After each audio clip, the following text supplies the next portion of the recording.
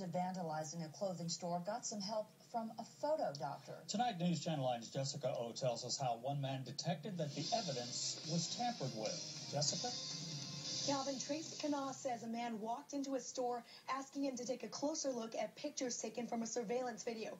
These pictures were evidence against this man, and Canas says there's fingerprints all over this picture, proving it's been changed.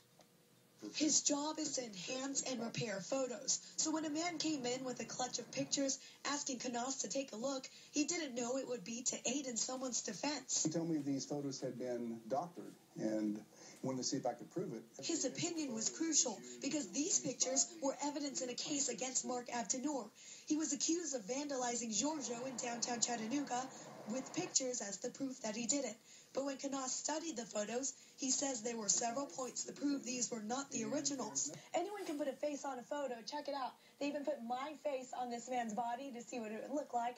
But you know what? It's hard to fool an expert. I studied those photos, scanned them in, compared them, did some analysis, and it was obvious to me for many different reasons that they had been doctored. And here's why. This is Abdennour with former Sheriff John Cupp. Take a close look at Abdennour in this picture. First, there's the pixelation. This was all over the photo in the areas that should have detail, but there was none in the face, leading me to conclude that, indeed, the face had been a larger photo from a traditional photo that had been put on top of it. In the photo, the suspect is holding an umbrella. The doctored image shows otherwise. There is no umbrella shaft in front of his face. In fact, there is a face there now where there was no face originally. And that's very critical. We tried talking with the owners of Giorgio. The owner, Sana Dabbit, is Abdennour's ex-wife.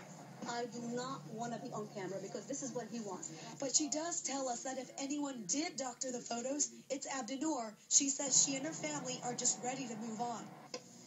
And as for Canas, he says the photos speak for themselves. That's a unique, almost fingerprint of the face that's unique to every human being on this earth.